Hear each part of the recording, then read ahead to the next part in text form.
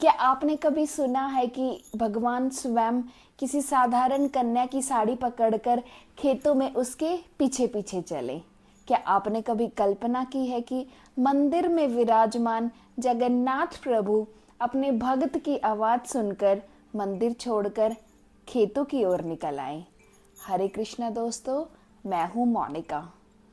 ये कोई कल्पना नहीं बल्कि भगवान जगन्नाथ जी की साक्षात लीला है, जो हुई थी एक सरल भोली भाली लेकिन सच्चे हृदय वाली भगत बेला के लिए। आज की यह कथा हम आपको सुनाएंगे वही अद्भुत प्रसंग जहां भगवान ने मर्यादाएं तोड़ी और अपने भक्त की रक्षा करने खेतों की ओर मिट्टी तक पहुंच गए। तो आइए शुरू करते हैं भगत बेला और भगवान जगन्नाथ की यह अमर कथा। पुरानी नगरी में एक साधारण कन्या बेला अपने माता पिता के साथ रहती थी। बचपन से ही उसका मन प्रभु भक्ति में डूबा रहता। उसे संत जयदेव जी का रचित गीत गोविंदम बहुत प्रिय था। खेतों में काम करते करते उसके कंठ से वही भाव गूंजते रहते थे, जय जय देवा हरे, जय राधे हृदय महादेव। उसकी भक्ति में कोई दिखावा नहीं था, केवल निश्चल भक्ति और समर्पण था। एक दिन पूर्णिमा की रात थी। आकाश में चांदनी झर रही थी। बेला के पिता ने उससे कहा, पुत्री, चांदनी में बैंगन साफ दिखाई दे रहे हैं, सुबह बाजार ले जाने हैं, अभी जाकर बैंगन तोड़ ला। बेला ने पिता की आज्ञा मानी और खेतों की ओर चल पड़ी। वह गीत गोविंदम गाती हुई प्रभु का स्मरण कर रही थी। उसके स्वर केवल गीत नहीं थे बल्कि प्रेम की तरंगे थी, जो सीधे भगवान जगन्नाथ के हृदय तक छू गई। मंदिर के पट बंद थे, पर भक्त के स्वर ने भगवान को इतना आकर्षित किया कि वे स्वयं मंदिर से बाहर निकल आए। रात्रि की चांदनी में वे धीरे धीरे खेतों की ओर बढ़े, जहां बेला गीतों में डूबी हुई बैंगन तोड़ रही थी। खेत कीचड़ से भरे थे। जब प्रभु ने देखा कि बेला की साड़ी मिट्टी में फंस कर फट रही है, तो वे स्वयं आगे बढ़े और करुणा से उसकी साड़ी पकड़ ली। वे कदम से कदम मिलाकर उसके पीछे चलते गए। इस दौरान उनका दिव्य पीतांबर झाड़ियों में उलझकर फट गया, मिट्टी से मैला हो गया। लेकिन प्रभु को वस्त्रों की सुध कहाँ, उन्हें तो केवल अपने भक्त का प्रेम दिखाई दे रहा था। सुबह मंदिर के पट खुले। राजा दर्शन करने आए। उन्होंने देखा कि पीतांबर फटा और मैला है।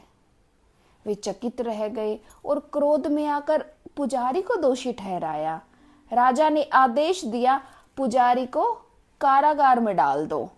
पुजारी कारागार में बैठा प्रभु से प्रार्थना करने लगा, हे नाथ, मैंने वही वस्त्र पहनाए थे जो राजा ने अर्पित किए थे। आप सत्य जानते हैं, आप ही मेरे न्याय का माध्यम बनिए। रात में राजा को सपना आया। प्रभु प्रकट हुए और मुस्कुराते हुए बोले, राजन, पुजारी निर्दोष है। मैं स्वयं मंदिर से निकलकर अपनी भक्त बेला के पास गया था। वह पूर्णिमा की रात खेतों में बैंगन तोड़ते हुए गीत गोविंदम गा रही थी। उसकी साड़ी फटने लगी तो मैंने उसे थाम लिया। उसी समय मेरा पीतांबर झाड़ियों में उलझकर फट गया। यदि विश्वास न हो तो जाकर खेत में देख लो, वहां मेरा पीतांबर मिट्टी में पड़ा मिलेगा।